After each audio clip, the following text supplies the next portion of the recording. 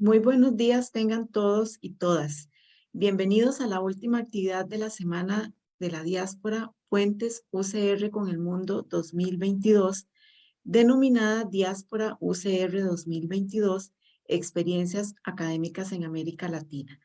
Mi nombre es Aide Ramos, soy gestora en la sección de Movilidad Académica y Administrativa, específicamente con el trabajo con el programa de personas académicas visitantes y con el programa de becas de corta duración en la Oficina de Asuntos Internacionales y Cooperación Externa. El día de hoy les estaré acompañando en esta actividad. A lo largo de esta semana se abordaron temas como la importancia de crear y mantener redes internacionales, la necesidad de establecer colaboraciones científicas, los avances en los proyectos de investigación de nuestra diáspora mediante una visión refrescante de la unión entre la ciencia y la acción social. Para el día de hoy, el abordaje será la experiencia integral que vive nuestra diáspora UCR en el exterior por medio de las vivencias de dos becarias que se encuentran realizando sus estudios doctorales en América Latina. A continuación, escucharemos las palabras de bienvenida de la doctora María José Cascante Matamoros, vicerrectora de Vida Estudiantil. Bienvenida, doña María José. Adelante. Muchas gracias. Muy buenos días a todas las personas que nos siguen en esta transmisión en vivo. Un saludo especial a la licenciada Ana Estrada Mesa Rodríguez y a la magíster Viviana Guerrero Chacón, personas becarias UCR en el extranjero, quienes me acompañan hoy en este espacio.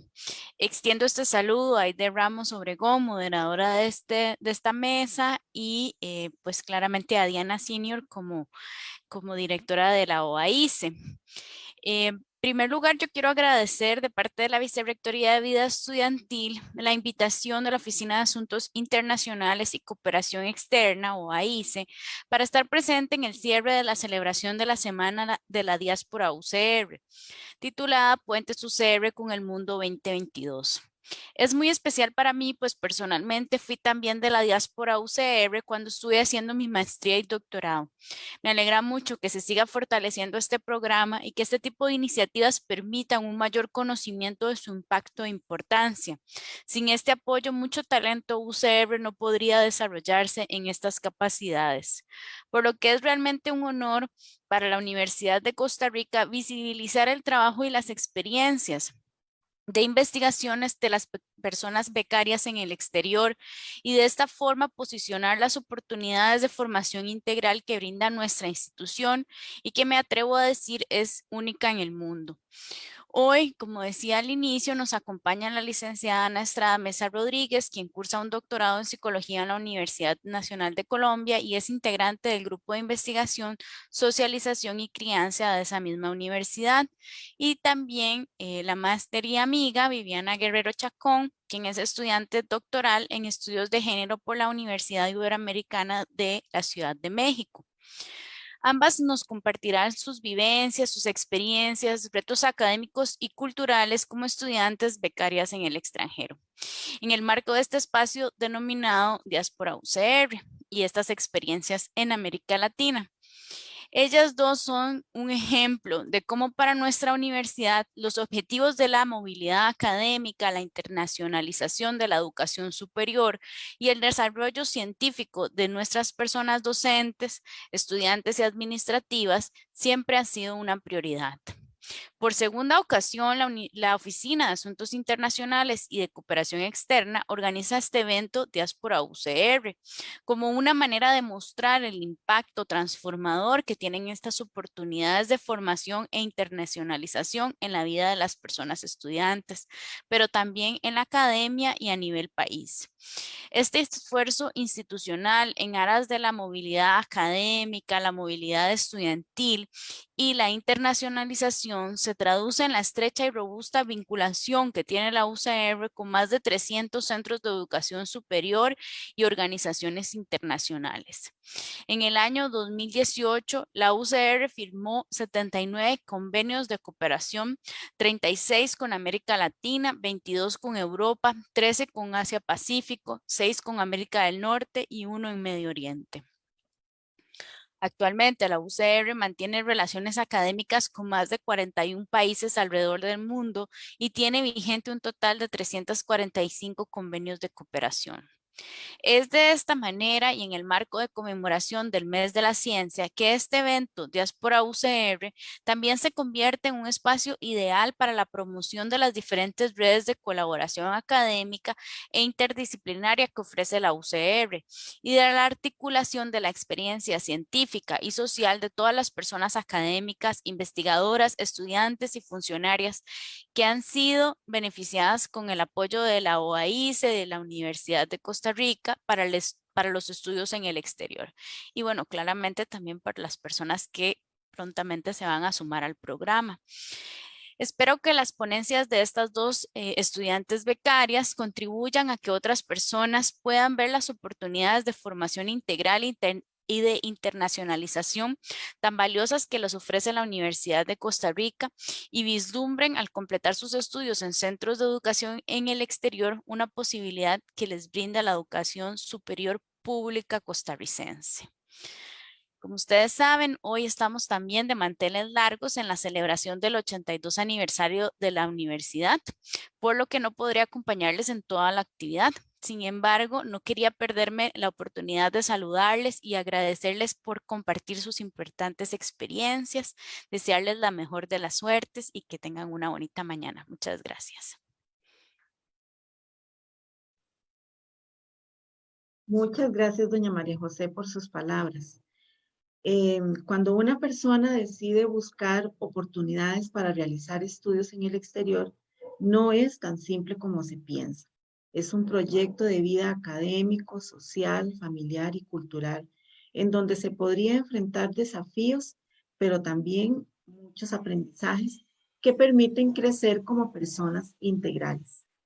Al iniciar este proyecto de vida en medio de una pandemia o con familia, en un país en donde la cultura es muy diferente a la nuestra, o bien en un sistema que no es el acostumbrado, puede ser un gran reto. Podríamos pensar que si estamos en un país que habla el mismo idioma que el nuestro, sería más fácil. Sin embargo, no siempre es así.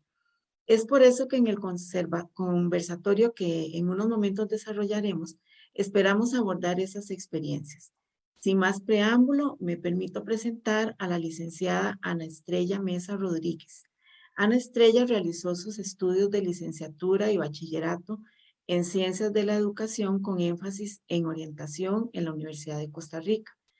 Desde el 2016 se ha desempeñado como docente en la Escuela de Orientación y Educación Especial e investigadora del Instituto de Investigaciones en Educación, ambos de la Universidad de Costa Rica.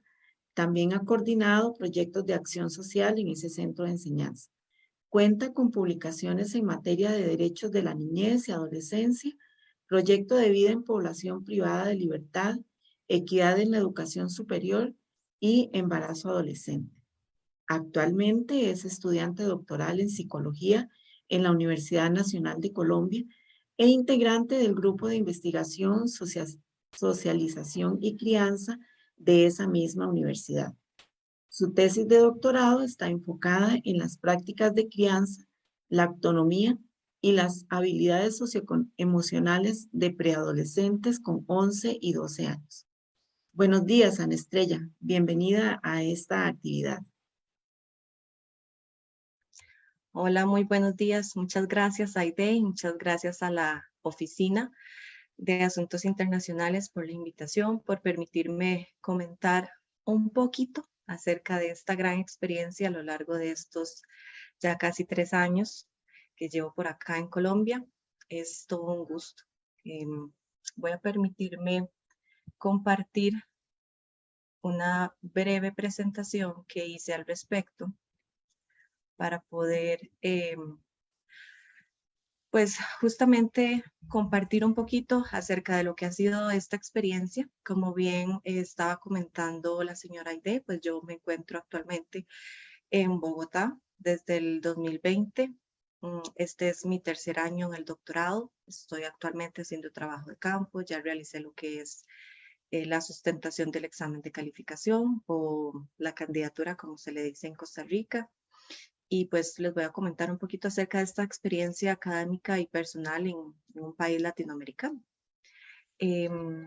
Importante comentar que la Universidad Nacional de Colombia es una universidad muy grande, fundada en 1867, si no me equivoco, tiene 17 edificios que son declarados Monumento Nacional. En la diapositiva, en la parte superior izquierda, pues hay un mapa de lo que es el campus de la ciudad universitaria. En este campus yo siento mucha coincidencia con el campus que tenemos en la UCR, en la Rodrigo Facio y en las fincas, sobre todo por los espacios de zona verde, como ustedes también pueden apreciar en las otras fotografías. Son espacios que, como bien los dice el nombre, son ciudades universitarias con grandes edificios, con edificios modernos, otros que tienen una gran representación simbólica para las comunidades académicas, tienen muchísimos proyectos, museos de arte, de biología. Entonces, es un espacio que permite no solo el compartir de saberes, sino también pues la recreación y en un espacio bonito y seguro. La imagen del centro superior es la Facultad de Ciencias Humanas, que es originalmente donde recibo clases. Sin embargo, pues también por ser un doctorado está lo que es el edificio de posgrados, que es pues donde básicamente se recibieron los cursos de seminarios de investigación. La plaza que están observando en el centro abajo es una plaza característica, se llama la Plaza Central, pero es conocida como la Plaza Che o la Che. En esta plaza hay una imagen del Che Guevara, una fotografía pintada, y es característica para realizar actividades culturales, de baile, etc. Pues como les decía, es una universidad muy grande. La primera vez que fui me perdí. Tiene muchas entradas también, muchos accesos. Entonces, pues yo tenía clases a las 7 de la mañana, salí tempranito. Originalmente yo me fui a vivir cerca de la universidad, salí tempranito, pero igual acá los trancones a esas horas son muy grandes. Y llegué por el acceso que no era, llegué por la calle 45 y tenía que llegar por la 26. Entonces me tocó dar vueltas en el taxi hasta llegar a la clase, pues llegué 10 minutos tarde, pero yo creo que eso nos pasa a todos cuando estamos en un lugar nuevo. Este es como mi grupo de investigación. Faltan algunas compañeras, de uno de doctorado y otra de doctorado también. En este grupo de investigación que se llama Socialización y Crianza, estamos en conjunto estudiantes de doctorado y de maestría de la misma sublínea de investigación. Como bien es sabido, pues hubo que enfrentar la pandemia a través de clases virtuales, entonces pues esta experiencia ha sido ahí bimodal, algunos aspectos pues presenciales y otros virtuales, entonces por eso les quise compartir también imágenes de lo que son las clases y la sustentación de mi examen de calificación, que pues también fue virtual. En cuanto a lo que es la experiencia personal, pues esta es como una pequeñita parte de lo que es Bogotá desde los aires. Digo pequeñita porque pues Bogotá es una ciudad muy amplia con aproximadamente 10 millones de habitantes. Entonces ustedes se podrán imaginar que solo en Bogotá hay casi 4 millones más de habitantes que en todo Costa Rica. Es una ciudad con grandes edificios, con construcciones en su mayoría de ladrillo, como pueden observar en la imagen del centro. Grandes vías, avenidas, calles, sobre todo en la parte más central o las autopistas que conectan el norte con el sur y atraviesan toda la ciudad. Pues también es una ciudad que tiene zonas, muchos parques, grandes plazas, catedrales, muchísimos museos. De hecho, Bogotá es conocida como la Atenas de Latinoamérica, justamente por esa variedad cultural y esa riqueza que se tiene. Y la imagen de la izquierda es pues la vista de mi apartamento en la noche, que esa es una zona más residencial. En los aspectos culturales, pues me gustaría compartir también que existe una gran riqueza. Hay mucha similitud en algunos asuntos, en algunos aspectos, sobre todo el idioma. Hay algunos aspectos de las comidas que son muy similares, la música. Pero pues, sin embargo, la diferencia en las edificaciones, las construcciones, los parajes turísticos, ahí sí se observa un poquito de diferencia. Aquí les comparto algunos de los lugares más característicos de Bogotá, que es el Cerro de Monserrate, que presenta una vista preliminar de todo lo que es la ciudad. Es muy lindo. Bogotá está como a 2.600 metros sobre el nivel del mar y el Cerro de Monserrate creo que está como a 3.200 por ahí. La imagen de abajo a la izquierda es la Plaza Bolívar, que es pues, donde está la Catedral Primada, el Capitolio y los otros edificios de gobernación. Y en esta plaza pues hay siempre ventas, intercambios comerciales, actividades culturales, la Catedral de Sal, uno de los parques.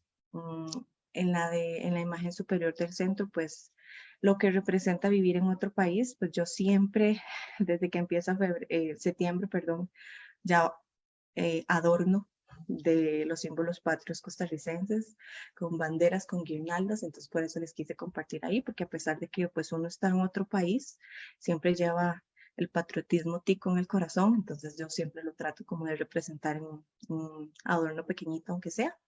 Y pues las comidas características, el ajiaco, que es pues no es una sopa, pero sí es una sopita de papa con pollo, arroz, arrocito blanco y aguacate. Y pues la característica bandeja paisa, con sus frijoles, su carne en polvo, su morcilla, el choricito, el aguacate, el arrocito blanco, la arepita y el guacamole. Entonces, pues, esto ha sido un poquito como a grandes rasgos de mi experiencia de este gran reto. Pues ahorita con el conversatorio, con las siguientes preguntas, pues espero ahondar un poquito más, ya de manera más específica y más concreta en lo que son esos retos propiamente.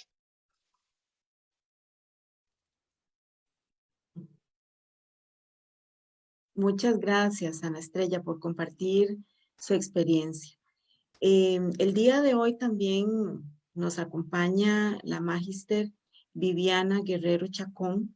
Viviana realizó sus estudios en licenciatura en Filosofía y máster en Ciencias Políticas en la Universidad de Costa Rica. Actualmente es estudiante doctoral en Estudios de Género en la Universidad Iberoamericana de la Ciudad de México, docente de la Escuela de Filosofía e investigadora del Centro de Investigaciones en Estudios de la Mujer, consultora del Instituto Interamericano de Derechos Humanos.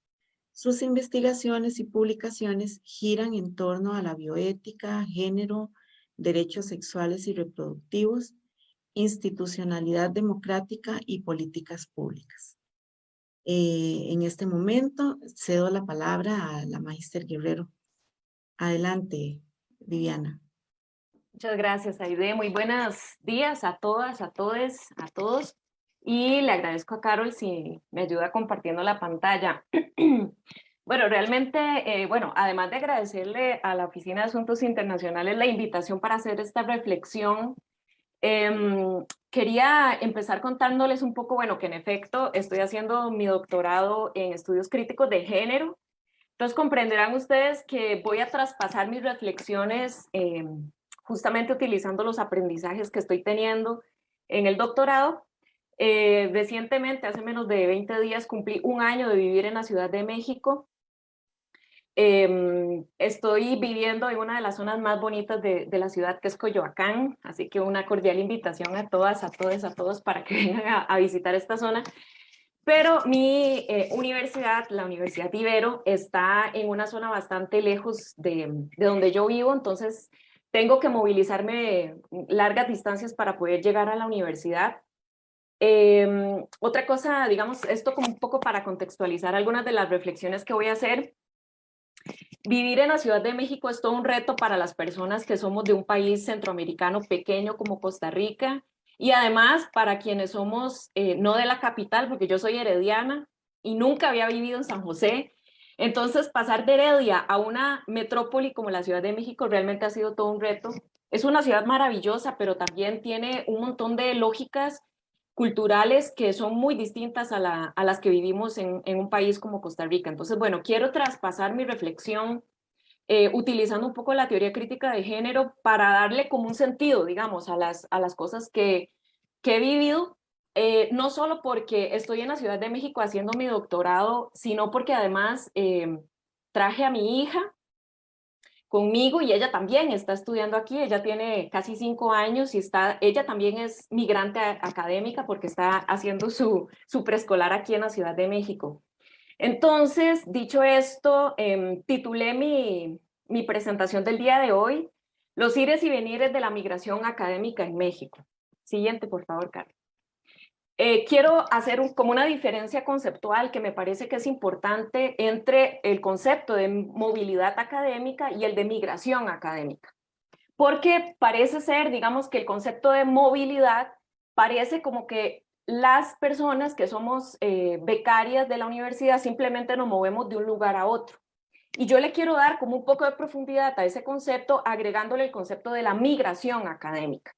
¿Por qué esto? Porque realmente, como muy bien lo decían algunas de las personas que introdujeron esta actividad, cuando tomamos la decisión de hacer un doctorado en el extranjero, bueno, cualquier tipo de formación académica en el extranjero, no solo se va la persona académica, se va toda su vida, ¿verdad? Y yo quiero como complejizar esa idea, porque cuando decidimos dejar nuestras casas, dejar nuestro trabajo, ¿verdad? Porque yo creo que también hay como que hacer toda una reflexión sobre lo que significa pasar de ser docente a volver a ser estudiante, ¿verdad?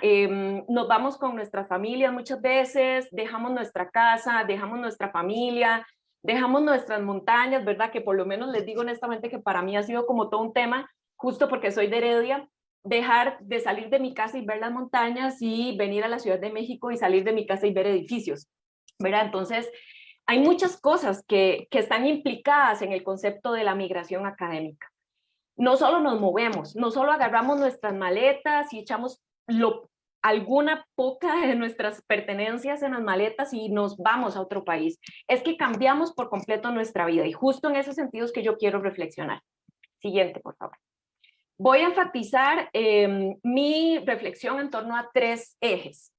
El primero de ellos lo pensé como una condición humana, justo estos temas que les estoy hablando.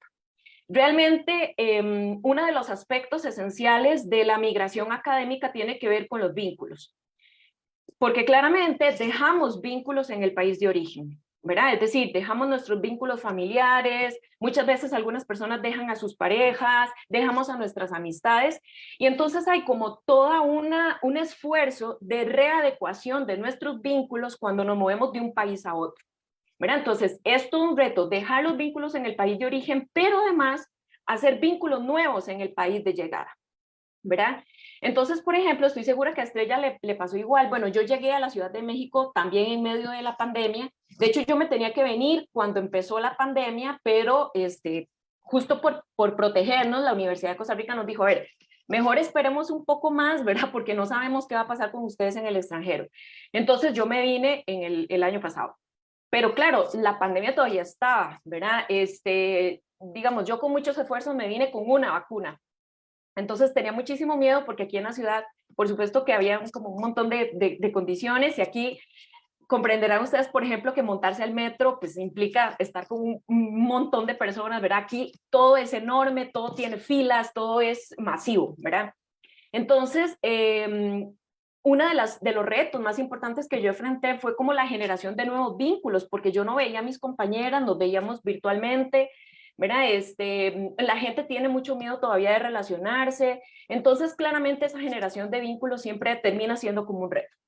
Otro tema importantísimo que a mí me parece que hay que reflexionar es lo que implica la logística en términos de la migración, ¿verdad? O sea, dejar nuestras casas. Bueno, yo en Costa Rica tengo una casa propia que tuve que alquilar, tuve que deshacerme de todas mis cosas, tener cosas, ¿verdad? Ver de dónde saco cosas nuevas, principalmente porque la logística, por lo menos en el caso de las mujeres madres, está directamente relacionada con nuestros hijos, nuestras hijas.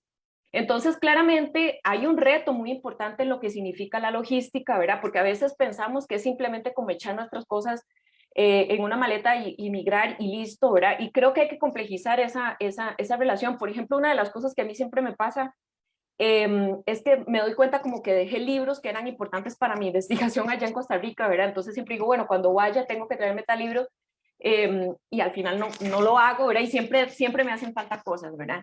Entonces, el desapego con los objetos materiales es una cosa muy importante, ¿verdad? Y ver de dónde sacamos cosas nuevas, ¿verdad? O cómo compramos, a quién llamamos para una refri, ¿verdad? O sea, es decir, muchas veces, si pensamos solo como la movilidad, lo llevamos únicamente al ámbito del académico, pero creo que también tenemos que tomar en cuenta esta condición humana. Por supuesto que cuando somos migrantes académicas, madres, ¿verdad? El tema de la condición humana es todavía más importante porque no solo queremos dar la talla en términos académicos para nuestra propia experiencia, sino que también queremos generarle condiciones propicias a nuestras hijas para su desempeño académico también. Entonces, para mí fue como todo un reto también seleccionar el centro educativo en el que mi hija iba a estudiar, porque de repente yo pensaba, no es justo que yo esté estudiando en una excelente universidad y que tenga como todas las condiciones para desarrollarme y que mi hija no las tenga, ¿verdad? Entonces yo creo que eso es muy importante y también destaco, ¿verdad?, que el apoyo de la Universidad de Costa Rica en términos, digamos, de incorporar a la beca a nuestras hijas es algo muy importante, porque eso es reconocer que nosotras, las mujeres académicas, no solo somos académicas, sino que también somos mamás, tenemos trabajo doméstico, tenemos trabajo de cuidado, o sea, es decir, es reconocer que las mujeres tenemos esta multiplicidad de tareas con las que tenemos que contar. Y muchas veces la academia invisibiliza eso, ¿verdad? Porque para los hombres puede ser de repente más fácil si no tienen hijos, porque, es decir, el trabajo de cuidado y el trabajo doméstico nunca se les recarga, pero las mujeres sí. Entonces, yo además de hacer mi tesis, tengo que cuidar a mi hija, tengo que hacer la comida, ¿verdad? Y eso siempre es un pendiente. Ahora, quiero hacer una aclaración aquí que por lo menos para mí es súper importante. Nosotras somos, Estrella y yo, somos mujeres migrantes, pero somos mujeres migrantes en unas condiciones de privilegio enormes, ¿verdad?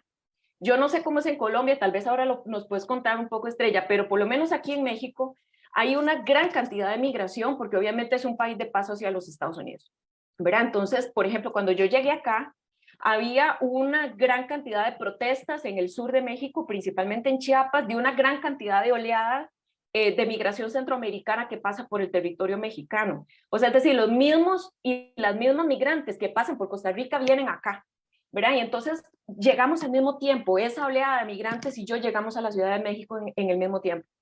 Y ahí yo me di cuenta de las condiciones de privilegio en las que yo vengo a la ciudad. Esto no quiere decir que los retos y desafíos que yo enfrento como mujer migrante no sean valiosos y no sean importantes de discutir, pero evidentemente que yo venga aquí apoyada por la Universidad de Costa Rica me da unas condiciones de privilegio que son muy importantes de reconocer, ¿verdad? Porque las otras mujeres migrantes, ¿verdad?, que no vienen con estas condiciones, viven un montón de violencias que yo no vivo. Y yo creo que eso también es importante reconocerlo, ¿verdad?, de nuestra condición de privilegio y además de cómo esto tiene que incentivar nuestro compromiso social de devolverle a la sociedad costarricense, pero también de alguna manera a la que nos recibe, a la que nos acoge, ¿verdad? Nuestro compromiso, por lo menos mínimamente la conciencia. Siguiente, por favor, Caro.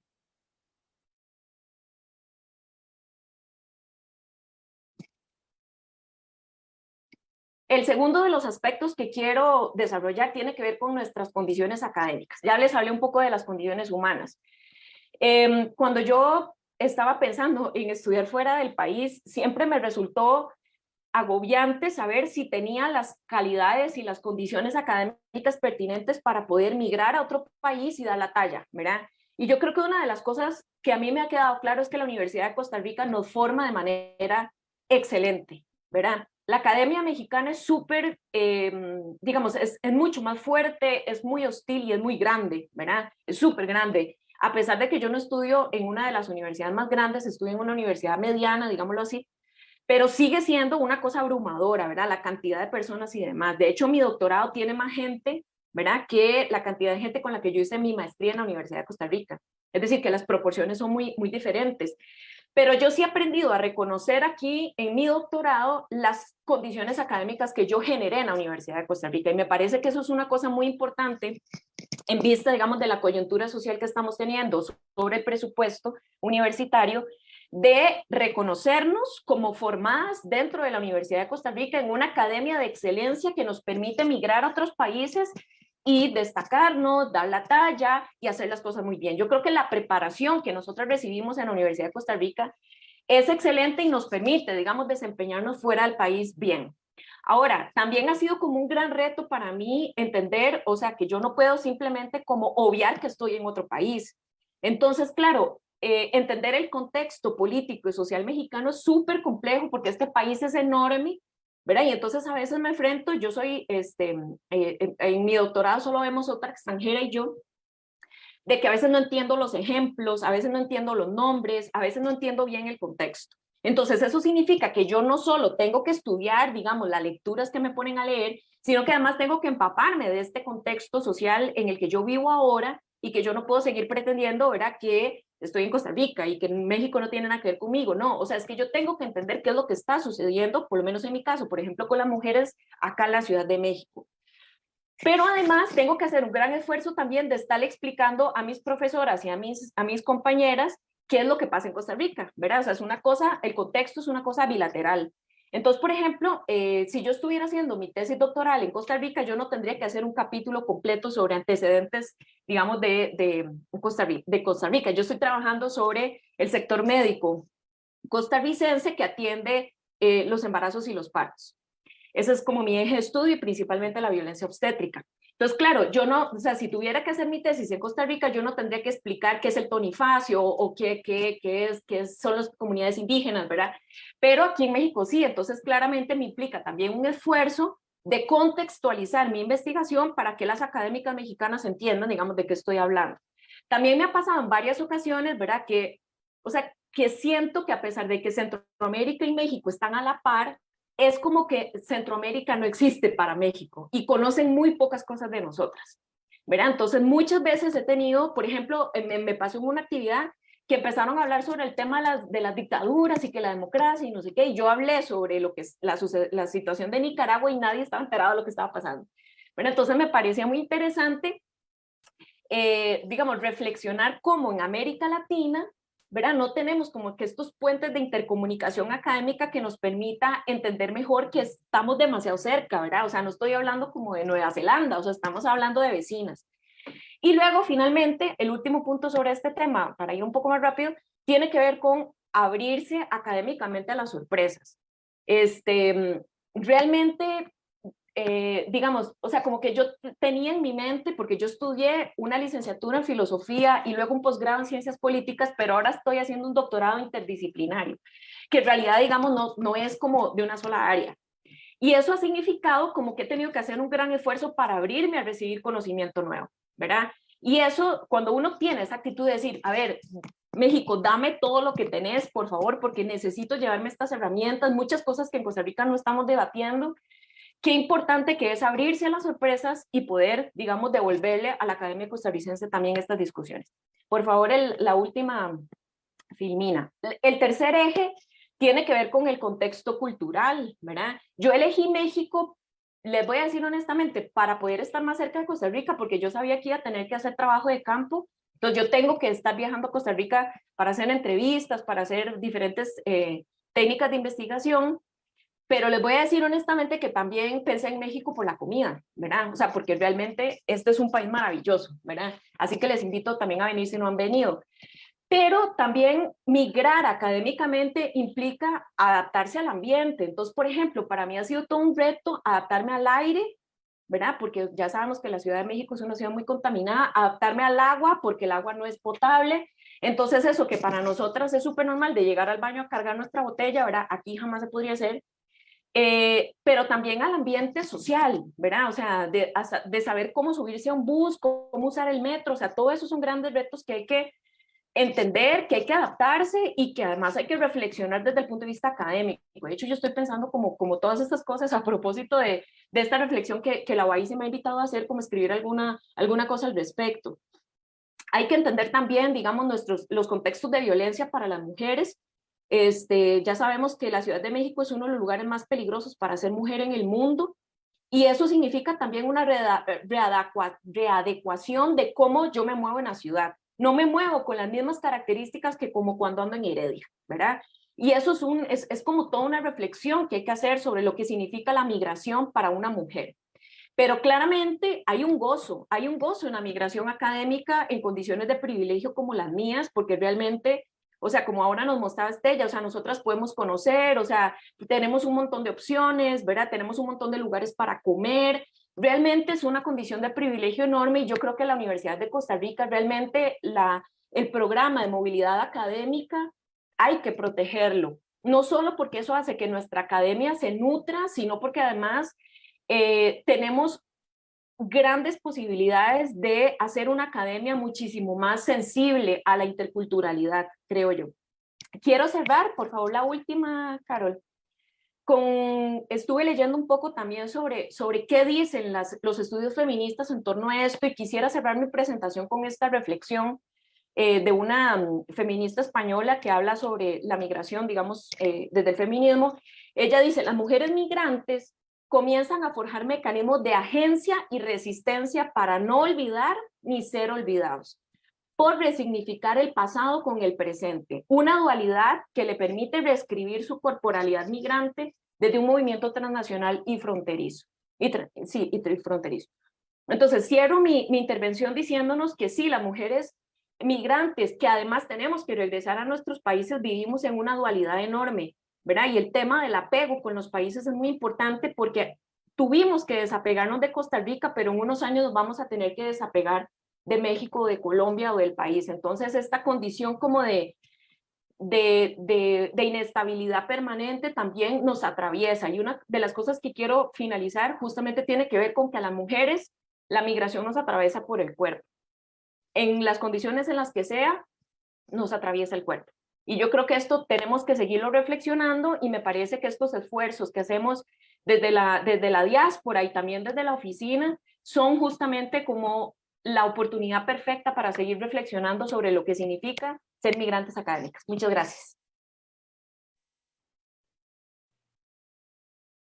Muchas gracias, Viviana. De verdad que escuchar las experiencias de cada una de ustedes definitivamente nos hace reflexionar acerca de lo que tenemos y de lo que somos capaces como mujeres. A continuación vamos a iniciar un conversatorio entre las panelistas, por lo que agradecemos al público dejar sus consultas o comentarios en el chat del Facebook Live de la oficina, y que serán facilitadas a ellas para sus respuestas o comentarios. Vamos a empezar con una pregunta que parece muy obvia, ¿verdad?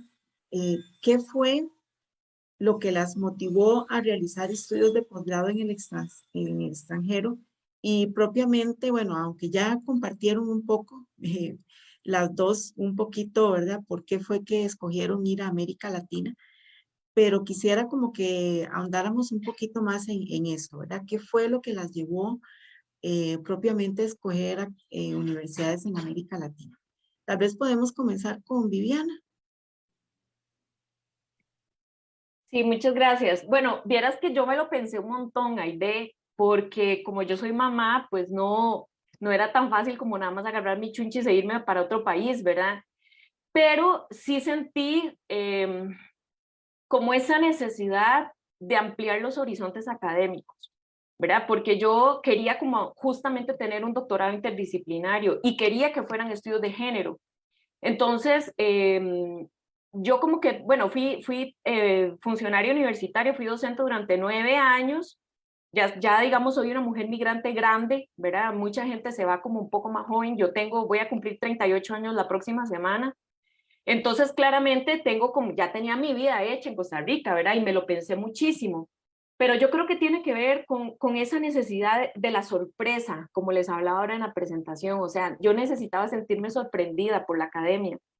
Y creo que elegir México tuvo que ver con esto que les mencionaba, pero creo que también me influyó el idioma y la necesidad de no sentirme discriminada o excluida por mi condición de mujer latina.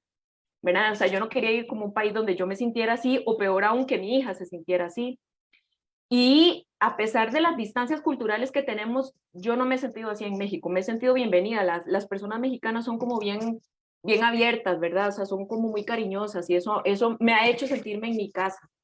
Entonces, digamos, una de las cosas que yo quería también como reflexionar es que las personas que están pensando, quienes nos están viendo, ¿verdad? Y están pensando optar por esto, o sea, tomen una decisión integral, ¿verdad? O sea, no solo considerar a la academia a la que yo quiero ir, sino también el país al que yo quiero ir, el idioma que se habla en el país, la comida que se habla en ese país, porque uno no cree que la comida sea tan importante, y por lo menos para mí es importantísima, ¿verdad? Entonces, por eso les decía, o sea, parece una cosa muy superficial haber considerado la comida como un aspecto importante, pero he escuchado tantas historias de gente que va a otros países y sufre muchísimo con la comida, o que es carísimo ir a comer afuera, ¿verdad? Entonces no disfrutan la comida del país porque no lo pueden pagar, y claramente ya sabemos que ser becario en otro país implica que uno tiene el presupuesto muy reducido. Una de las ventajas de estudiar en México es que la comida es baratísima. Entonces a mí, digamos, o sea, me puedo dar la oportunidad de ir a los tacos, ¿verdad? Y probar tacos nuevos todo el tiempo, ¿verdad? A un precio bastante accesible. Entonces, considerar eso también, el pago de los servicios, o sea, cuánto cuesta la electricidad en el país al que usted va a migrar. Entonces, por eso yo hablo como de la migración académica y no solo de movernos a otro país. Ana Estrella. Bueno, hay muchas cosas que comparto efectivamente con Viviana. Yo creo que además de los aspectos personales, o sea, esta decisión cuando uno se la piensa, yo duré un año tomando esta decisión pensándome los países, las universidades, y ya después de hacer como ese primer filtro es todos los programas, toda la gran apertura que existe y que es realmente lo que se ajusta a las necesidades de la unidad académica, pero también a sus gustos y lo que va en torno como a su formación inicial. Yo creo que además de sentirse relativamente cerca de Costa Rica por estar en un país latinoamericano, por ejemplo, a Colombia, bueno, a Bogotá, que Colombia es muy grande, pero con respecto a Bogotá, el vuelo dura menos de 2 horas. Entonces mis papás son adultos mayores, entonces yo siempre dije, yo no puedo irme para un país que me toque cruzarme el Atlántico por si pasa cualquier cosa, y yo duré 16 horas solo en el vuelo, más 3 horas en el aeropuerto de un lado y 3 horas, 24 horas viajando. O sea, entonces yo dije, yo voy a buscar un país de América Latina que tenga excelencia académica, que me permita estar cerca y que no sea culturalmente tan distante con Costa Rica. Entonces, pues yo revisé todas las opciones y pues seleccioné Colombia. Algo muy curioso que siempre me ha pasado acá es que siempre en todos los cursos, cuando me presento o me presentan, y siempre me preguntan, ¿por qué Colombia? ¿Por qué escogió Colombia? Y yo siempre digo, o sea, siento que rescato mucha grandeza de la que tienen acá los colombianos, no solo en su país, en sus riquezas naturales, culturales, en los patrimonios, sino también en esa exigencia académica. Por ejemplo, algo que a mí me motivó mucho es mirar el ranking, por ejemplo, el QS World University. Entonces, usted lo revisa y la Universidad Nacional de Colombia siempre está en el top 10 de América Latina.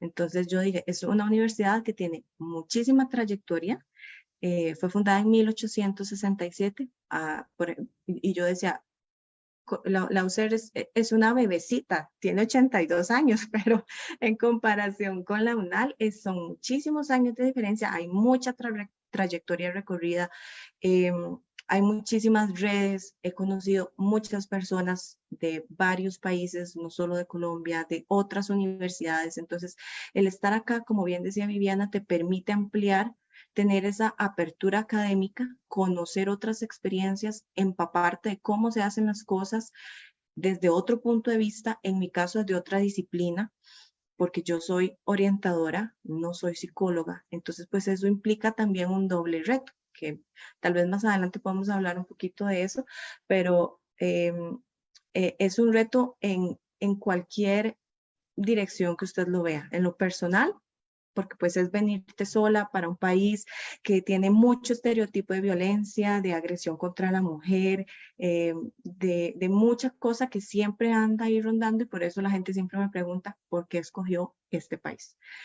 Pero además de eso, de venir sola y enfrentar todo eso, está atravesado por la pandemia, y además de eso es una disciplina distinta, y lo que yo decía, me voy a ir a una universidad donde no tenga que gastar un semestre, invertir un semestre en un idioma, pues al final aquí todas las lecturas son en inglés, entonces eso no me sirvió pues de mucho, porque en realidad toda la preparación siempre, todas las lecturas, los libros, los artículos, todo pues es en idioma extranjero.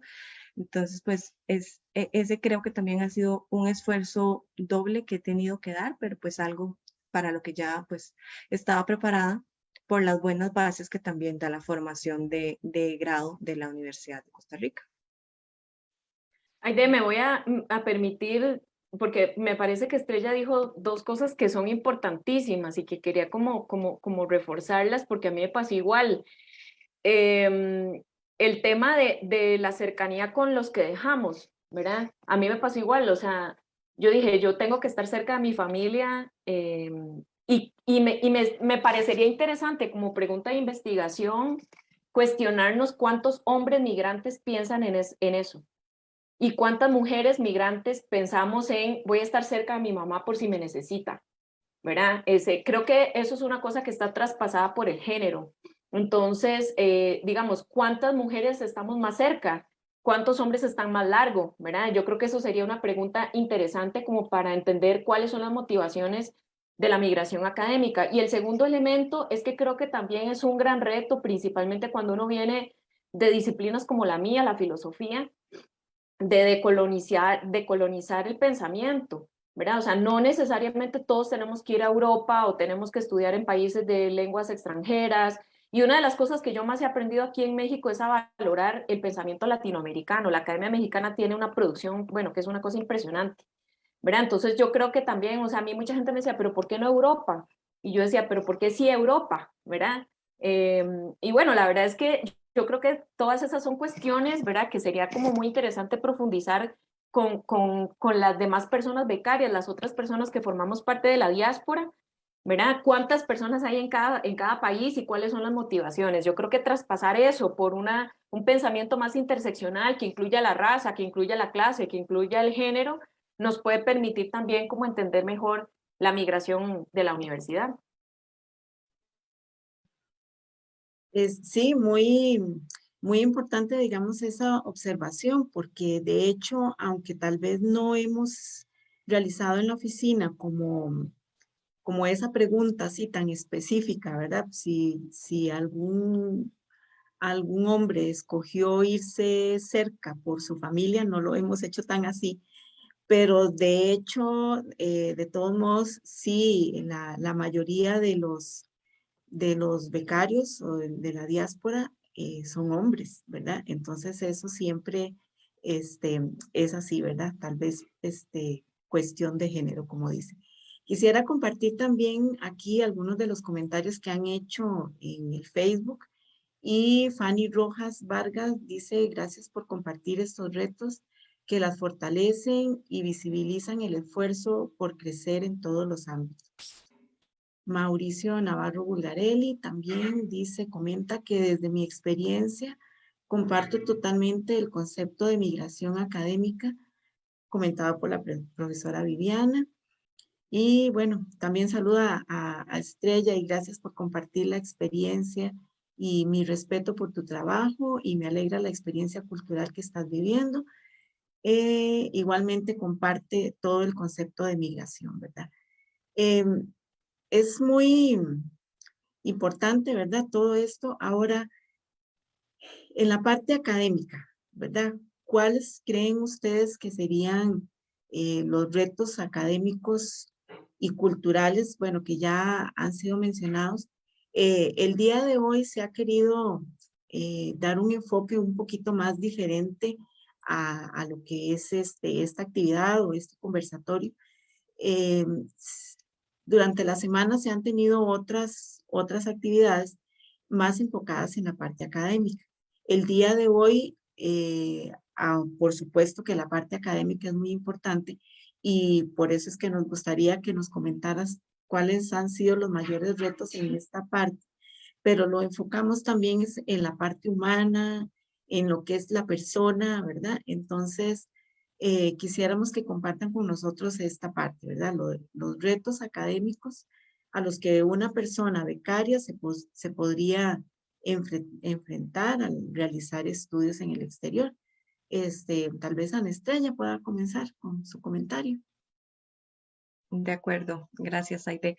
Yo creo que el reto empieza desde antes, o sea, el reto no empieza cuando uno llega al aula y se presenta por primera vez. El reto empieza desde que se presenta la oportunidad en la unidad académica para decirte, bueno, existe la posibilidad de que se vaya, le interesa, y entonces ahí usted tiene un mundo por delante de opciones. ¿Para dónde? ¿Qué? Eh, ¿Qué es lo funcional, pero qué es también lo que te gusta? Porque cuando yo tengo posibilidad de hablar con otra persona que sé que está interesada, yo le digo, mire, por supuesto que cuando uno regresa a la unidad académica y a la universidad, pues es para devolver toda esta gran inversión, aportar los conocimientos nuevos y todas esas ganas que me imagino que uno llevará, pero también tiene que gustarle lo que va a ir a hacer, porque es desayunar, almorzar y cenar eso. Es estar empapada de eso. Entonces son conocimientos amplios, pero a la vez muy específicos en algo en particular. Entonces, para mí uno de los principales retos fue llegar a una disciplina nueva, una disciplina con conocimientos muy específicos del área de psicología. Desde el examen de admisión, uno de las pruebas de admisión que tuve que hacer, que eran conocimientos muy específicos con teorías muy, muy concretas, llegar a discusiones, tener que argumentar. Entonces yo tenía que empaparme de cosas amplias de lo que era la psicología, pero también tenía que leer las lecturas del día. Entonces mi tutor siempre me mandaba las lecturas por aparte, todas las lecturas que él creía que yo necesitaba para poder tener el conocimiento previo que tenían ya las otras personas y pues además las lecturas que correspondían del día. Entonces sí, hubo muchos momentos, sobre todo del primer año, en el 2020, que yo realmente sentía esa riqueza, ese aprendizaje que yo dije, pues estoy aprendiendo mucho. Estoy realmente empapándome de todo esto, a pesar de que implicaba un esfuerzo mayor. No me arrepiento en ningún momento y lo volvería a hacer y me volvería a afectar los ojos, que yo el otro día les comentaba la vista.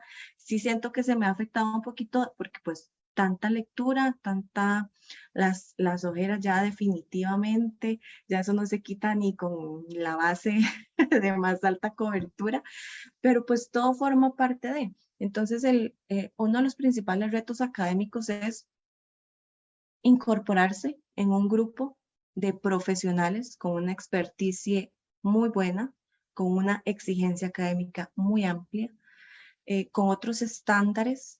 Y con esto no estoy diciendo que la universidad nuestra no tenga, o sea, la UCR no tenga estándares o parámetros de calidad, simplemente estoy diciendo que son distintos.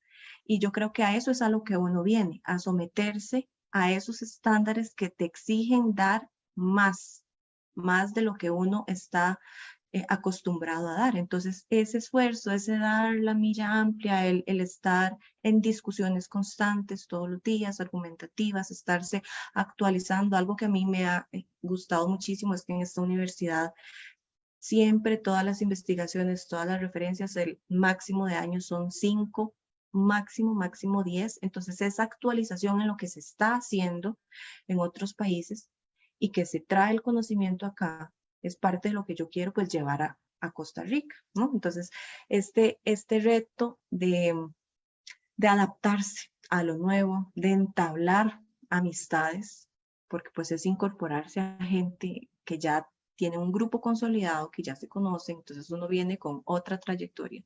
Ser capaz de tener ese don de palabra, de explicar lo que uno hace, porque aquí los orientadores son psicólogos, entonces no hay orientación como tal. Entonces a mí me corresponde también estar explicando qué hago yo, cómo se mide lo que hago. Y yo creo que es eso, el principal reto es esa adaptación, pero sobre todo esa actitud de saber que uno tiene los recursos para poder hacerlo y hacerlo bien y que le guste. Viviana. Sí, comparto las cosas que Estrella acaba de decir. Y creo que en mi caso, digamos, los retos académicos tienen que ver con varias cosas. Primero, el tiempo, ¿verdad? Terminar la tesis tal fecha, ¿verdad? Eso creo que es como, ¿verdad? Un deadline con el que uno empieza el doctorado, ¿verdad? Y yo creo que los tiempos son como muy importantes, pero una de las cosas que a mí, por lo menos por mi personalidad, me gusta como de ese deadline es que me genera mucha disciplina, ¿verdad? Y yo creo que esa es una de las ventajas de hacer un doctorado cerca a los 40 y no cerca a los 30, que es que ya tengo como incorporada esa disciplina, ¿verdad? Entonces, decir, bueno, hoy tengo que leer esto y lo tengo que sacar a como de lugar porque si no, no me va a dar tiempo, ¿verdad? Creo que eso es muy valioso. Voy a tocar aquí un tema que me parece medio escabroso, pero creo que en esta, digamos, honestidad con la que hemos intentado Estrella y yo compartir nuestras experiencias, hay que decirlo también, creo que hay un gran reto en el ego, porque nosotros venimos de ser docentes. Entonces es distinto que cuando uno, digamos, sale como de un pregrado a un posgrado y directo, ¿verdad? Digamos, yo hice mi posgrado, di clases un montón de años y ahora estoy de nuevo de estudiante. Entonces, por lo menos el primer semestre, o sea, yo tuve que hacer un cambio de chip y decir, a ver, usted no es la profesora, usted vino aquí a aprender, ¿verdad? Entonces, descoloques el chip del profe y creo que también, digamos, como les comentaba ahora, la Academia Mexicana es como bien estricta y te dicen las cosas de una manera muy distinta, o sea, no tiene como ese perfumito que le ponemos en la academia costarricense a veces, ¿verdad? De intentar como hacer que los estudiantes no se sientan mal, o sea, aquí eso no existe. Entonces, no hay que tomárselo personal cuando te hacen una crítica y claramente cuando uno está en el rol de poder de ser profe, ¿verdad? Se siente o sea, que tenemos ese poder más bien de hacer eso con los estudiantes, pero cuando uno se descoloca de ese lugar y empieza a ser el estudiante, tiene que aprender a recibir las críticas con humildad. Y yo creo que eso tiene que ver con el ego académico y creo que también eso está traspasado por el género, porque yo veo que a los hombres les cuesta un poco más recibir las críticas y se las toman un poco más personal. Yo, digamos, he recibido como varias críticas importantes en mi investigación y de hecho, si yo comparo el proyecto que yo presenté para entrar al doctorado con el que tengo hoy en día, un año y medio después, es otra cosa totalmente diferente. Y tiene que ver con escuchar. Digamos que yo dije, ya yo soy una profesional, ya yo hice mi investigación, este tema yo lo conozco, lo he investigado en el CIEM, presento mi proyecto, ¿verdad? Pensando que era un proyecto sólido. De repente sí lo era, pero cuando vengo aquí y escucho a mis profesoras y veo y digo, tienen razón, ellas están queriendo mejorar mi proyecto, no es una cosa personal, es una cosa de apertura, de sorpresa, decir, uy, qué interesante esta perspectiva, yo no la había considerado, qué importante. Entonces yo siento como que ese, tal vez como bajarle un poquito el tono al ego académico me ha permitido como ver otros horizontes de mi investigación que a mí no se me hubieran ocurrido, digamos, por ejemplo, incorporar la literatura. O sea, yo soy filósofa, trabajo con bioética, trabajo con médicos. ¿Qué hace la literatura ahí? Bueno, eso yo no me lo había cuestionado. Incorporar herramientas, principalmente metodológicas de las letras, ha enriquecido muchísimo mi investigación. Entonces yo creo que eso también es como importante, o sea, tener esa apertura de escucha, de realmente como cambiar el chip, ¿verdad? De la humildad. Creo que eso es un reto académico importantísimo. Y creo que sin duda alguna, parte de los retos académicos que creo que todas las personas nos enfrentamos, pero también las que no somos bilingües, digamos, de mucho rato. Yo aprendí a hablar inglés un poco de tiempo antes de venirme para acá. Y creo que sí, lo que mencionaba Estrella, digamos, de los idiomas, también nos permite traspasar esto por una condición de clase. Porque por supuesto hay profesores y profesoras que emigran y son francoparlantes o angloparlantes de toda la vida. Entonces no les cuesta ir a otro país y leer en otros idiomas. En cambio, las personas que no tuvimos las oportunidades de aprender otro idioma por tal vez el colegio en el que veníamos o las oportunidades que tuvimos, y hemos tenido que hacer un poco eso del idioma a tropiezos, ¿verdad? Nos cuesta un poco más, ¿verdad? Y por supuesto que cuando yo leo filosofía inglesa, digamos, de la más compleja en inglés, me cuesta, voy más lento, o sea, lo hago, pero voy más lento que tal vez mis compañeras que son angloparlantes desde que están en la preescolar, ¿verdad? Porque tienen incorporado el idioma. Entonces, ir a una conferencia, justo ayer o antier estuve en una conferencia de un alemán que hablaba inglés, ¿verdad? Y entonces claramente yo proceso la información más lento que las demás personas que tal vez hablan inglés de toda la vida. Entonces, creo que esto es lo que nos permite complejizar, ¿verdad? No simplemente decir todo el mundo tiene que hablar inglés.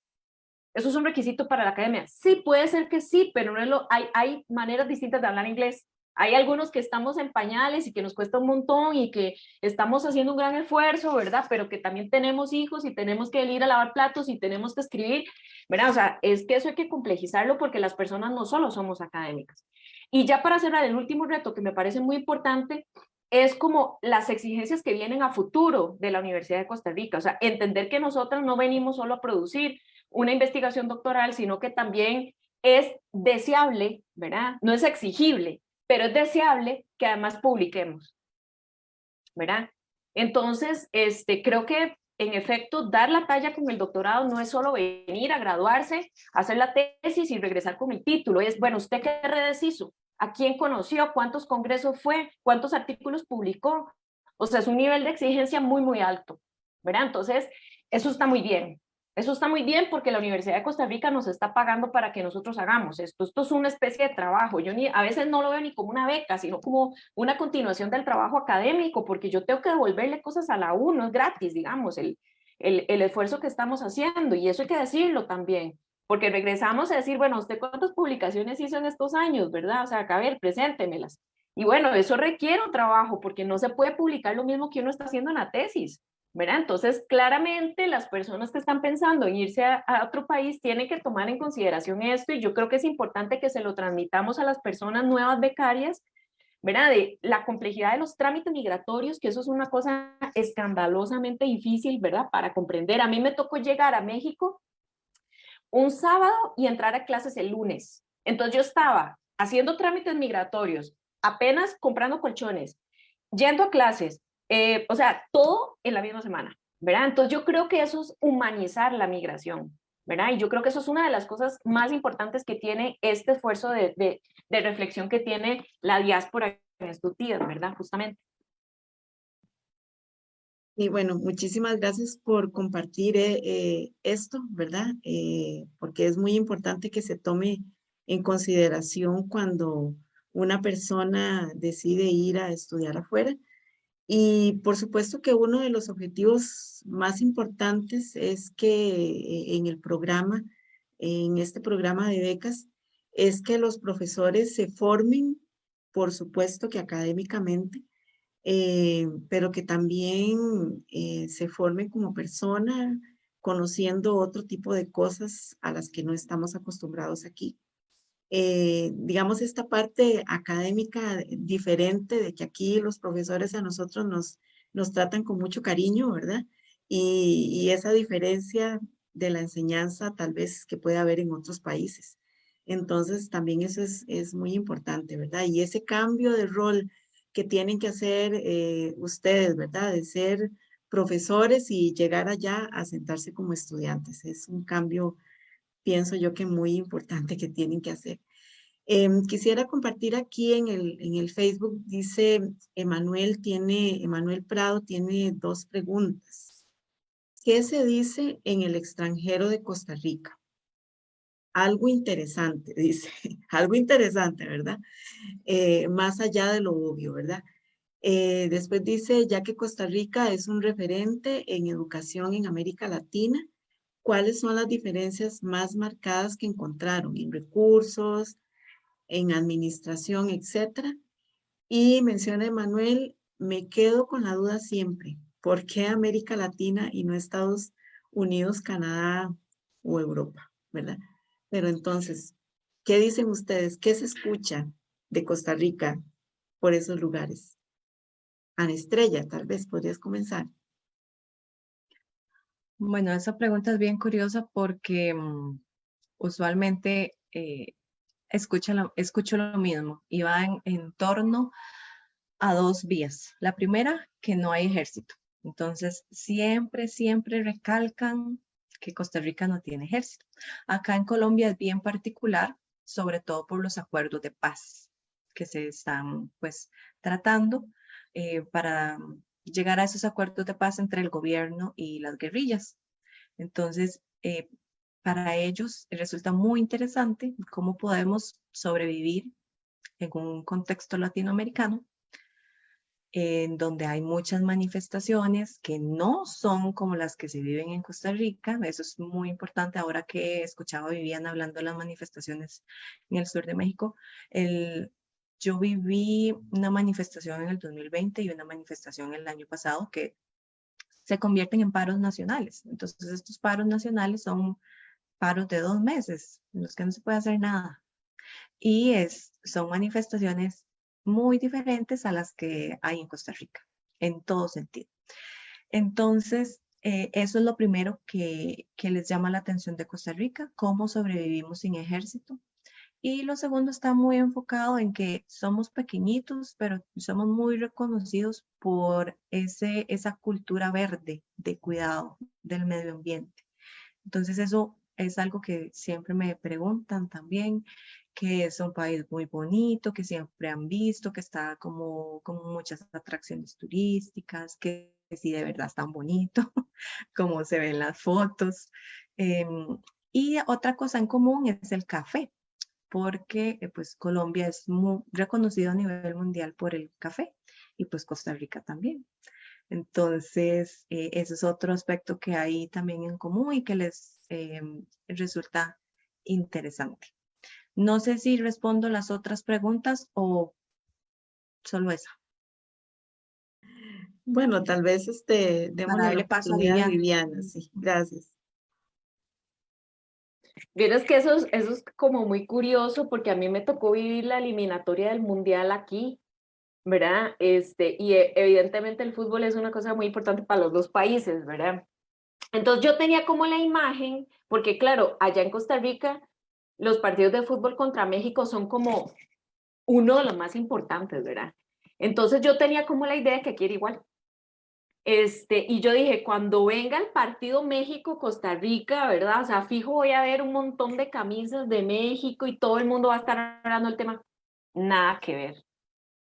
O sea, cero a la izquierda ese partido. O sea, la gente ni lo ve.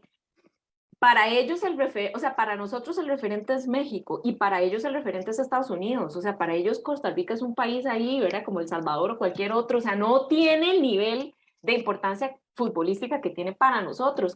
Y eso les voy a decir que la verdad me golpeó emocionalmente, ¿verdad? Porque yo me estaba esperando así como que todos mis amigos lo iban a ver y no, o sea, era una cosa como que no estaba pasando nada.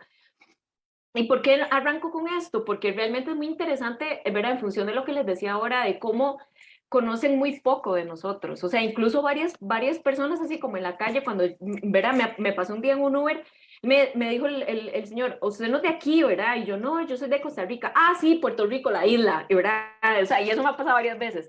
Entonces, es muy interesante que en México, digamos, hay como una separación, ¿verdad? O sea, hay muchas personas, no estoy queriendo decir que todas, y no tanto en la academia, sino así como en la cultura general, o sea, que para ellos son norteamericanos, ¿verdad? Entonces tienen muy poco conocimiento de lo que pasa en Centroamérica y eso es bien interesante.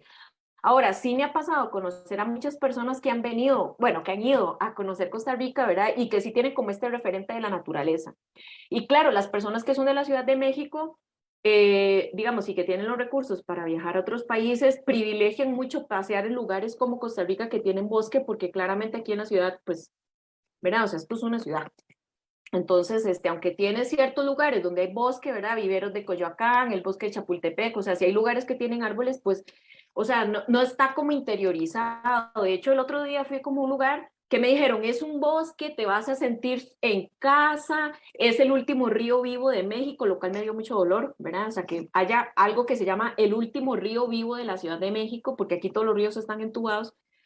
Entonces yo iba con una gran ilusión de ver un bosque frondoso, así como el de mis montañas heredianas, ¿verdad? Yo iba con toda la ilusión de abrazar un árbol y todo, pues era un bosquecito pequeño, lleno de piedras, el rito era una cosa diminuta, que es como casi una alcantarilla en Costa Rica, ¿verdad? Entonces yo decía, claro, hay un cambio de chip con respecto al tema de la naturaleza, de lo verde, ¿verdad? Y que es muy interesante, ¿verdad? Que muchas personas mexicanas teniendo, porque digo, esto es la Ciudad de México, ¿verdad? Pero México es un país gigantesco y que tiene bosques, pero no acá en la ciudad, sino que uno tiene que ir a otros estados.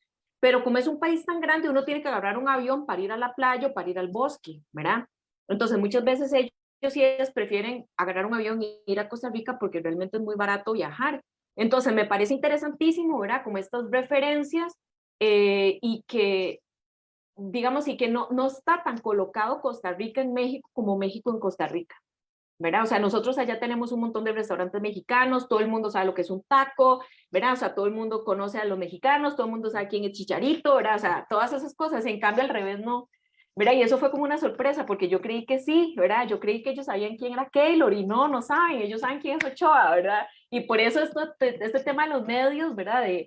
De cómo los medios nos ponen a pelear, y no, uno camina aquí con la camisa de la Cele por todas partes y nadie sabe qué es, ¿verdad? Entonces ha sido como una sorpresa interesante también esa relación cultural entre los dos países, pero siempre como con mucho cariño, o sea, ellos reciben con mucho cariño. Ujú. Bueno, bueno, como para ir concluyendo, ¿verdad? Y haciendo como una reflexión final con la que podríamos cerrar esta participación sobre la diáspora UCR 2022. No sé si ustedes quisieran, ¿verdad? O sea, decir, ¿verdad? Alguna reflexión que ustedes este, puedan expresar y compartir en este momento. Bueno, Estrella. Ya. Sí. Mm, yo creo que, bueno, algo importante y que se mencionaba en la pregunta que hacía la persona hace un rato, es si se han encontrado diferencias marcadas y por qué América Latina. Entonces, para mí fue una diferencia y es a la vez algo que valoro mucho, encontrarme un grupo de compañeros con un pensamiento muy crítico. Y eso te reta aún más a pensar lo que vas a decir, cómo lo vas a decir y qué es el aporte de lo que estás diciendo, ¿verdad? Que no se trata solo de hablar por hablar, de dar la opinión, sino también bueno, qué discusión o qué argumento que se puede decir. Entonces, esto a mí me ha llevado mucho a la reflexión de que la vivencia del doctorado es eso, es una vivencia que lo traspasa a uno por todo el cuerpo como un ser integral. O sea, te traspasa desde lo cognitivo hasta lo emocional, hasta lo físico. O sea, yo he visto cambios en todo mi yo y estoy segura que todos los que hemos pasado por esta experiencia también.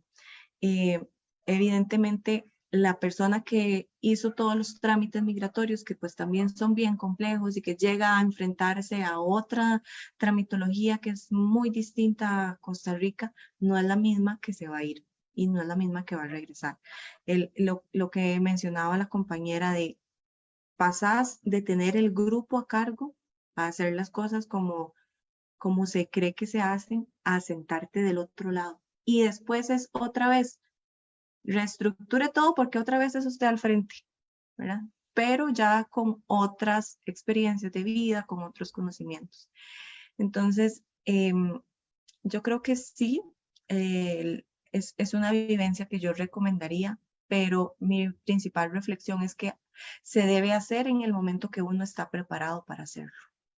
Se deben tomar las decisiones basándose en la información. Es muy importante tener la información, empaparse del país al que usted va a ir, del idioma, del manejo de la plata, que eso es otra cosa que no hablamos.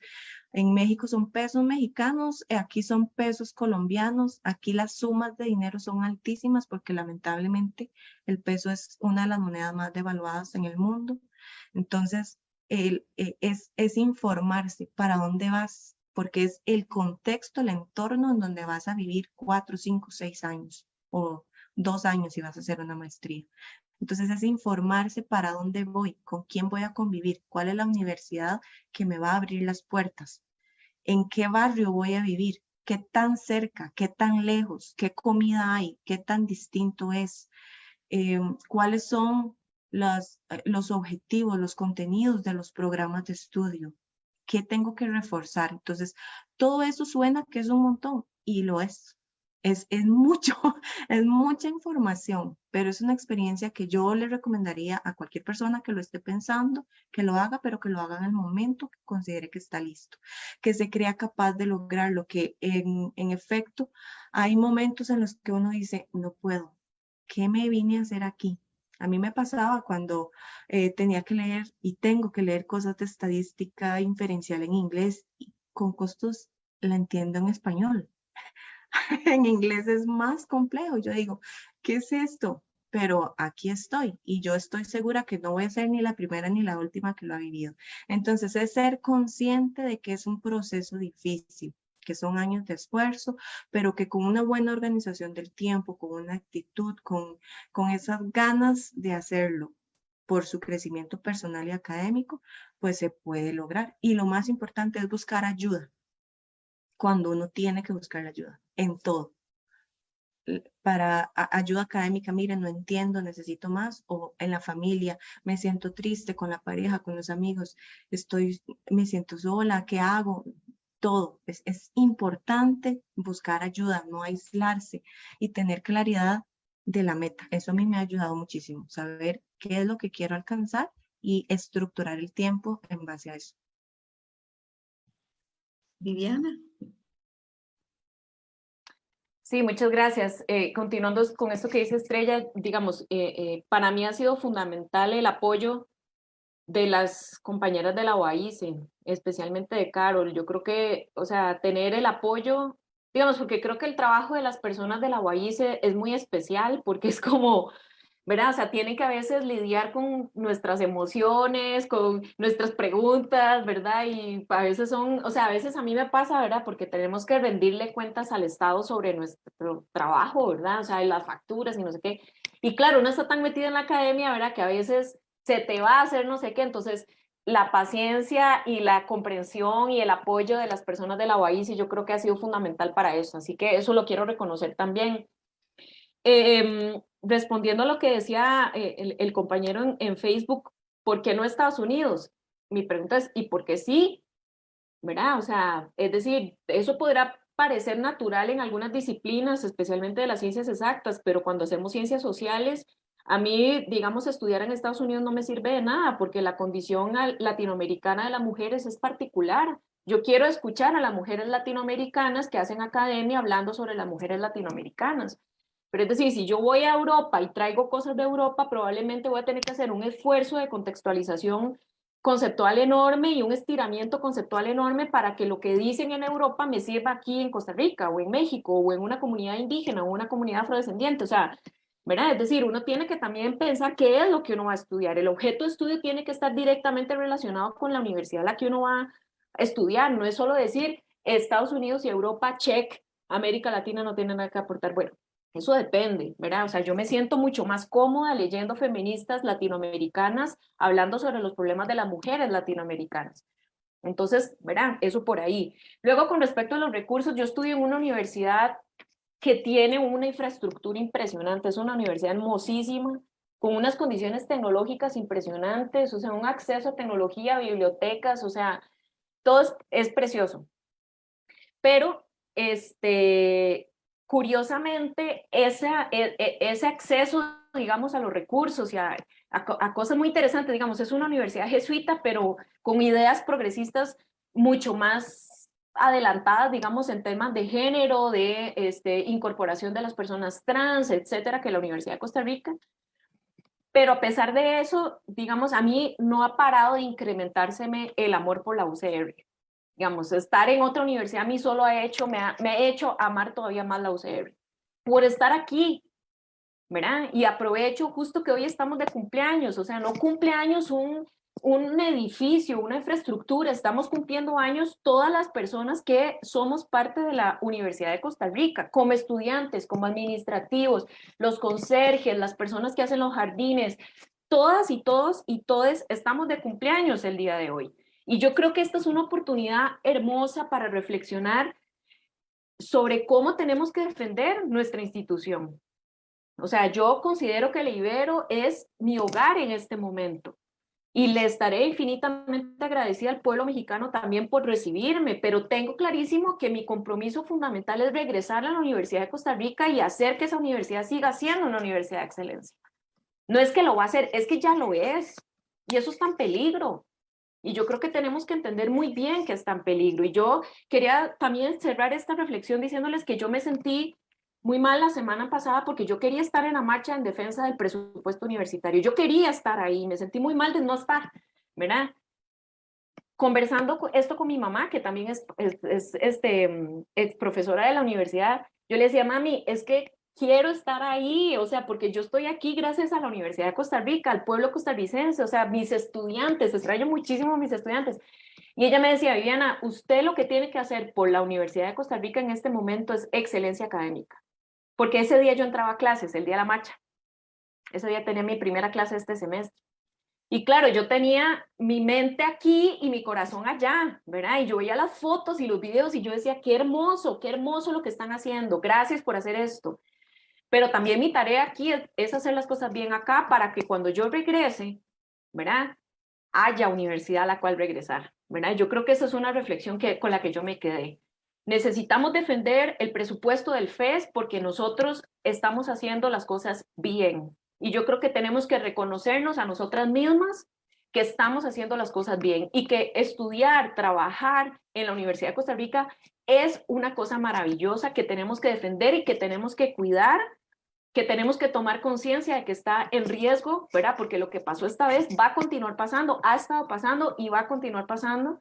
Y yo creo que también nosotros, las personas de la diáspora, no podemos perder la oportunidad también de destacarnos acá y de regresar a la universidad con el compromiso de devolver. Nosotros nos ganamos el derecho a estar aquí.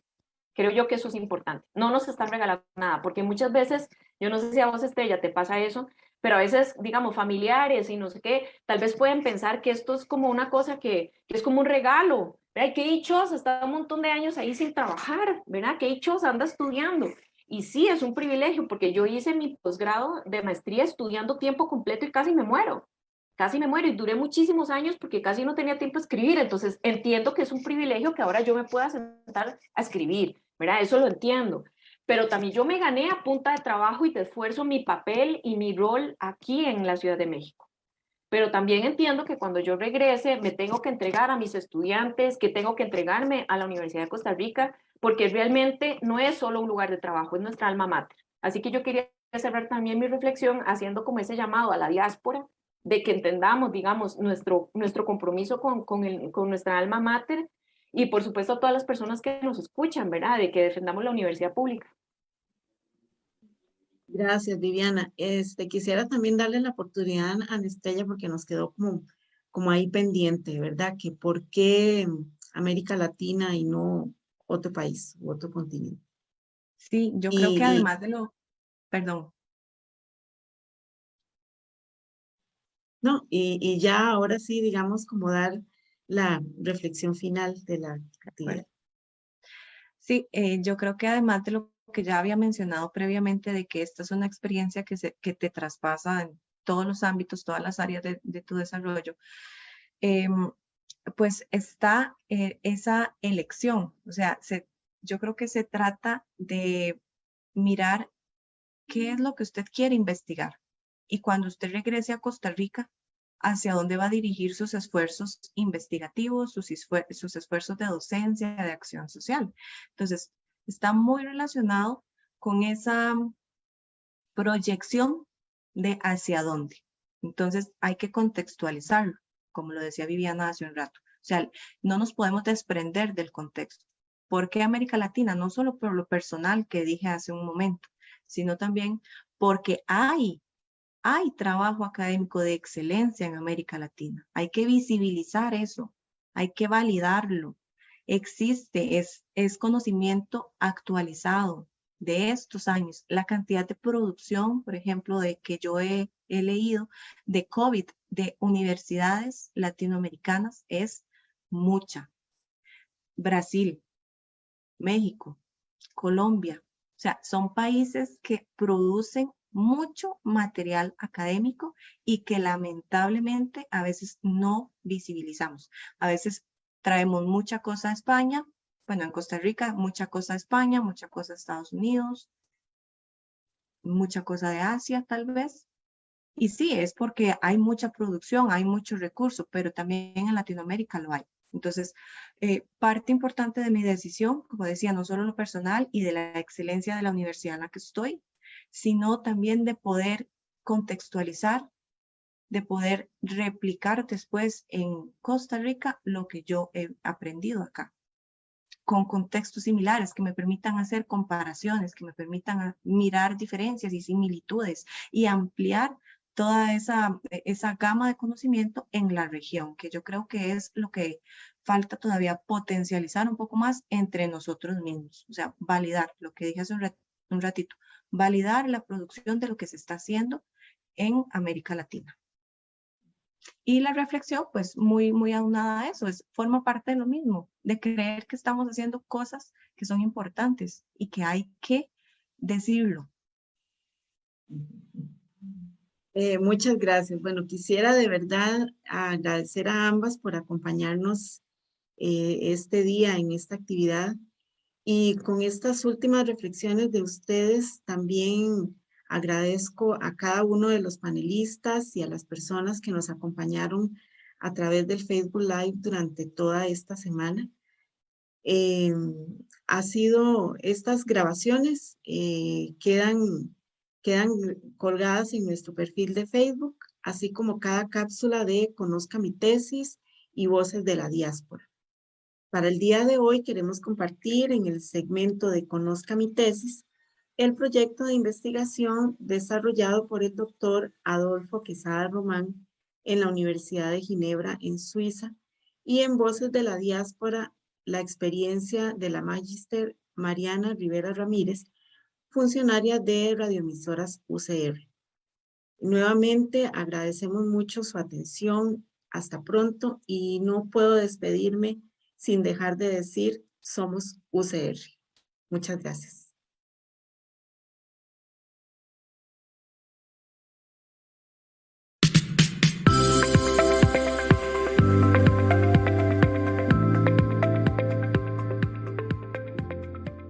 Hola, mi nombre es Adolfo Quesada Román. Hice mi tesis doctoral en la Universidad de Ginebra, en Suiza. Mi tesis trata sobre el estudio de la dendrocronología y los desastres en las zonas tropicales. La dendrocronología estudia básicamente los anillos de los árboles y cómo estos funcionan como indicadores para reconstruir el clima, dinámicas de la superficie terrestre, dinámicas ecológicas o incluso arqueológicas y culturales del pasado, por medio de la reconstrucción de cómo crecieron estos anillos dependiendo de diferentes aspectos. Mi tesis se centró en identificar primero a las zonas tropicales como zonas con una dinámica terrestre extraordinaria asociada con tanto la dinámica interna, con los terremotos, los volcanes, así como su dinámica externa asociada con fenómenos meteorológicos extremos, como en el caso de nuestro país y América Central, los huracanes o ciclones tropicales. Entonces, esa fue una primera parte, con un estudio que se hizo sobre los deslizamientos ocurridos a partir del huracán de Otto en 2016 en el volcán Miravalles. Luego fue la identificación de todos los estudios en las zonas tropicales, dentro de los 30 grados norte y 30 grados sur, que hubieran realizado asociados con dendrocronología. Digamos, básicamente identificar todos los estudios, ubicarlos en su latitud y longitud y todas las características de estos estudios. Esa fue la segunda parte del doctorado. La tercera parte fue aplicar estas técnicas a Costa Rica. Y hay una de las líneas que se llama dendroclimatología, que es la reconstrucción del clima usando anillos de árboles de especies leñosas pueden ser desde arbustos hasta árboles, y en este caso se utilizó un arbusto en el Cerro Chirripó, que también se ubica en el Cerro de la Muerte en Costa Rica, que se llama Hipericum irazuense, a veces le dicen también cipresillo, y en este se pudo reconstruir desde el año 76 hasta el año 2017 cómo fueron las oscilaciones del clima y cómo su crecimiento está asociado con el fenómeno del niño y la niña. Cuando hay fenómeno de la niña son condiciones más húmedas, entonces el arbusto puede crecer mejor. Mientras que en el fenómeno del niño tiene un crecimiento menor, está más limitado. Otro de los estudios fue utilizar las alturas de las inundaciones a la hora que golpean los árboles para reconstruir los caudales en ciertas zonas cuando hay inundaciones muy extremas asociadas con huracanes. En este caso se utilizó la tormenta tropical Nate, que afectó el país en 2017, en noviembre de 2017. Entonces, se aplicó este modelo en Pérez Celedón, en varias secciones cercanos a los poblados de Rivas, y se logró reconstruir los caudales entre 600 e incluso más de 1200 metros cúbicos por segundo, y es una técnica que puede ser utilizada en todos los trópicos. Es la primera vez que se utiliza esta técnica en zonas tropicales, había sido utilizada antes en regiones templadas, en Europa, en Estados Unidos, bueno, en Norteamérica, también en Asia, sobre todo en la India. Entonces, esto sirve mucho para zonas altamente dinámicas, como son los trópicos, especialmente en cuencas y llanuras de inundación de zonas montañosas. El último, ese fue otro de los productos, el cuarto producto.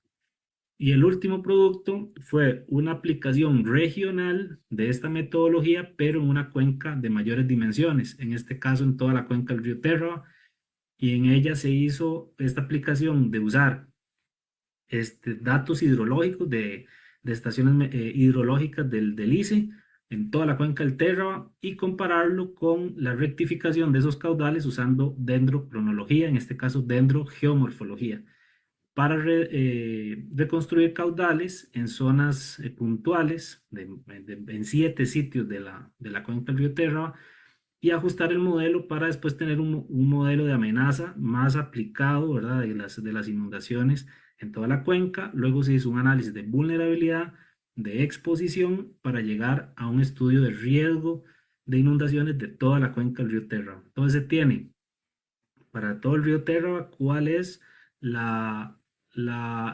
nivel de riesgo a nivel de llanuras de inundación a lo largo de la cuenca. Entonces, la dendrocronología puede ser una herramienta muy importante tanto en las líneas de geomorfología, en las líneas de climatología y ecología en Costa Rica y en las zonas tropicales.